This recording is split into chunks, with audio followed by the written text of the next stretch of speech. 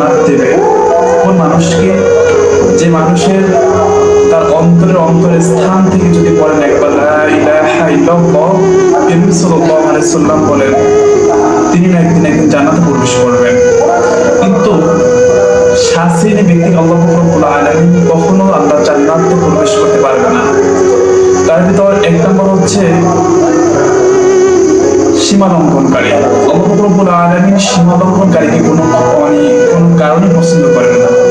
পৃথিবীতে দেখা যায় আমরা বিভিন্ন সময় সীমা লঙ্ঘন আমরা করে থাকি জালেম। আল্লাহ রাব্বুল আলামিন কোনো জালেমকে পছন্দ করেন না। জালেম 3 নম্বর টপিক হচ্ছে অহংকার।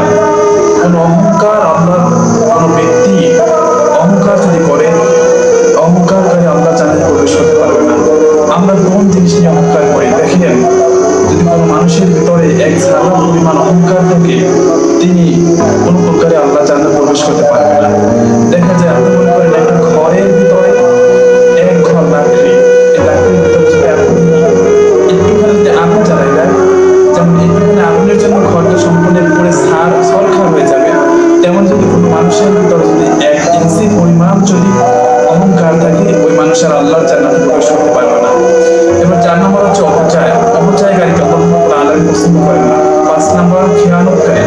আপনাকে যদি কোনো বন্ধু কোন মানুষ যদি আমানত দেয়, কোনো প্রকার খেয়ানত করা যাবে না। 6 নম্বর হচ্ছে ফাসাদ সৃষ্টিকারী ব্যক্তি, যদি কোনো মানুষের সৃষ্টি করা যাবে না। 7 নম্বর হচ্ছে মন্দ কথা প্রচারকারী। খারাপ কথা প্রচারকারীকে আল্লাহ রাব্বুল আলামিন কোনো প্রকারে পছন্দ করেন না।